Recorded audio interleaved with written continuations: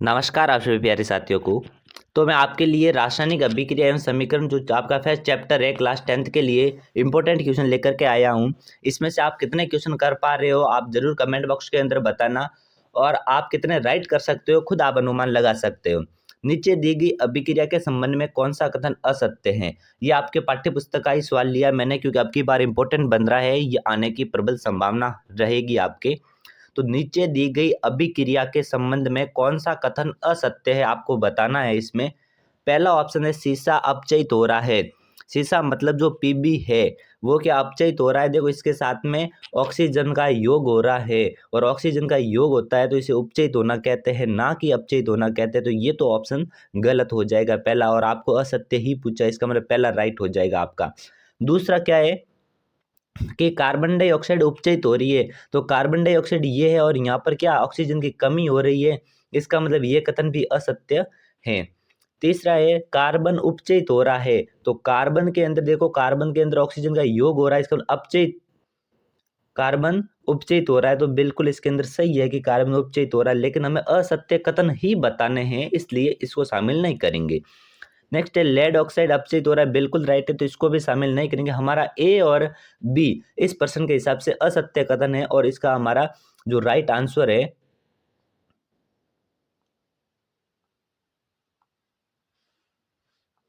तो इसका हमारा जो राइट आंसर है वो क्या हो जाएगा, इसके अंदर जो ऑप्शन नंबर ए है फर्स्ट है वो हमारा राइट हो जाएगा। नेक्स्ट क्वेश्चन है, ये इंग्लिश के अंदर भी लिखा हुआ है साथ में, जिसको इंग्लिश की जरूरत है वो देख सकता है इधर।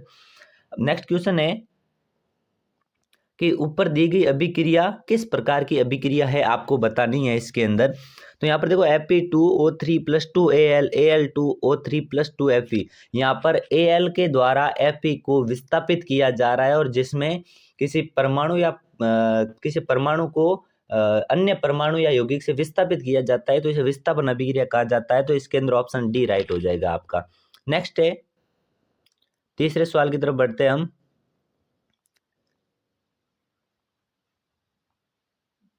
तीसरा सवाल है निम्नलिखित में से कौन सा भौतिक परिवर्तन नहीं है। तो यहाँ पर देखो भौतिक परिवर्तन की पहचान करने, तो जल के क्वथन ताप पर जल वाष्प का बनना। आपको पता है जल वाष्प से वापस हम जल बना सकते हैं, इसका मतलब ये तो भौतिक परिवर्तन है। दूसरा है द्रवित पेट्रोलियम गैस का दहन। देखो दहन होता है, जलना होता है, वो हमेशा रासायनिक परिवर्तन होता है। बाकी लवण, जल में लवण का विलय होना। अब हम जब पानी के अंदर नमक को मिलाते हैं तो वापस क्या नमक उसको अलग नहीं कर सकते बिल्कुल, तो ये भी भौतिक परिवर्तन हो जाएगा। बर्फ के गलन पर जल का बनना, ये भी आपके भौतिक परिवर्तन हो जाएगा। सिर्फ जो द्रवित पेट्रोलियम का दहन है वो रासायनिक परिवर्तन हो जाएगा। नेक्स्ट है निम्नलिखित में से कौन से प्रक्रम में रासायनिक अभिक्रिया होती है। तो इसमें बताना है कि रासायनिक अभिक्रिया किस में हो रही है। ये गैस सिलेंडर में निम्न दाब पर ऑक्सीजन का भंडारण। देखो निम्न दाब पर ऑक्सीजन भंडारण किसी प्रकार ये भौतिक परिवर्तन हो जाए। वायु का द्रवीकरण भौतिक परिवर्तन। गर्म ताप पर वायु की उपस्थिति में कॉपर की तार को गर्म करना, और खुले में पेट्रोल रखना। तो यहाँ पर आप देखोगे कि गर्म कर रहे हैं किसी चीज को, जलना है तो जलना हमेशा बहुत रासायनिक परिवर्तन होता है। तो इसके अंदर जो आंसर राइट हो जाएगा यहाँ पर, वो आपका राइट आंसर सी हो जाएगा। नेक्स्ट है, नेक्स्ट क्वेश्चन है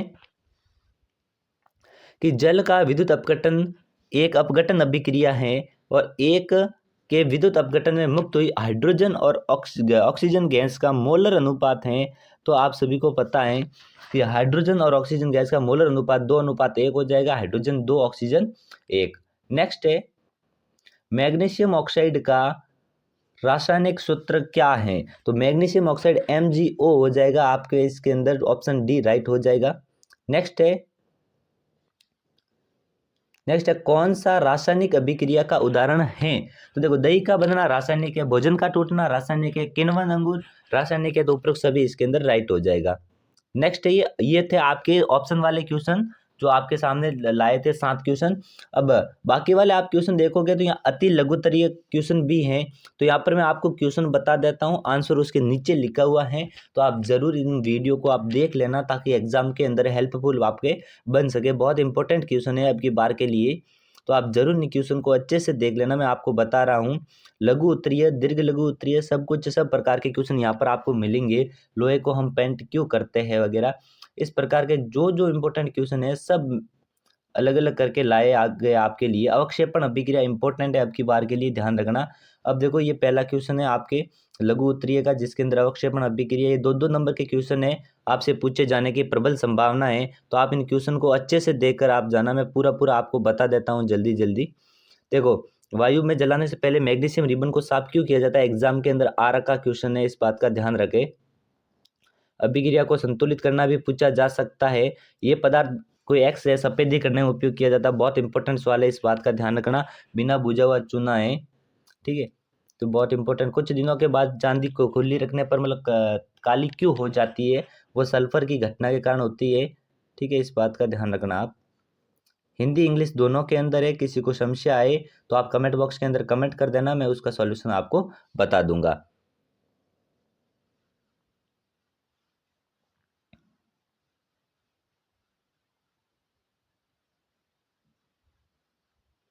इस प्रकार से यह फर्स्ट चैप्टर पूरा हुआ। नेक्स्ट वीडियो के अंदर मैं आपके सेकंड चैप्टर के क्वेश्चन लेकर के आऊँगा। तो आप चैनल पर पहली बार हैं तो आप ज़रूर हमेशा के लिए जुड़े रहना। तब तक के लिए आप सभी को धन्यवाद।